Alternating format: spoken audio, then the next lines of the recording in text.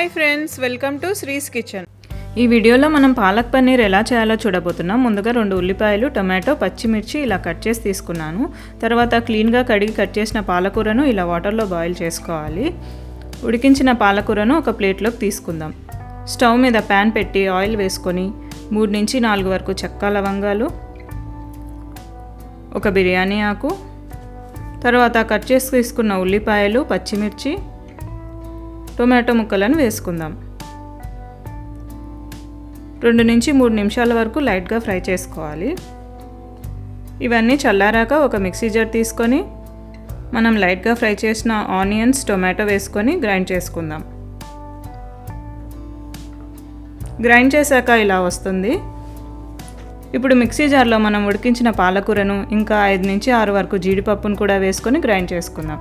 ఇప్పుడు అదే ప్యాన్లో 2 to 3 స్పూన్స్ ఆయిల్ వేసుకొని గ్రైండ్ చేసిన ఉల్లిపాయ, టొమాటో పేస్ట్, ఇంకా 1 స్పూన్ అల్లం వెల్లుల్లి పేస్ట్ వేసుకొని ఒకసారి బాగా కలుపుకొని ఉడికించిన పాలకూరను కూడా వేసుకుందాం. కలిసేలాగా బాగా కలుపుకోవాలి. ఇప్పుడు ఇందులోకి 1 స్పూన్ కారం, 1 స్పూన్ ఉప్పు, 1 స్పూన్ ధనియాల పొడి, 1/2 స్పూన్ జీలకర్ర పొడి వేసుకొని కలిసేలాగా బాగా కలుపుకోవాలి.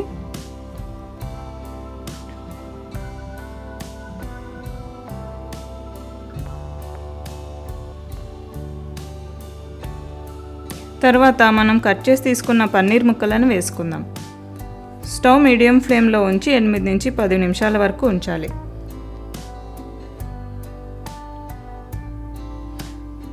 ఫైనల్గా ఇందులోకి 1 క్యూబ్ బటర్, ఇంకా కసూరి మేతి కూడా వేసుకుందాం. అంతే అండి, restaurant style palak paneer ready.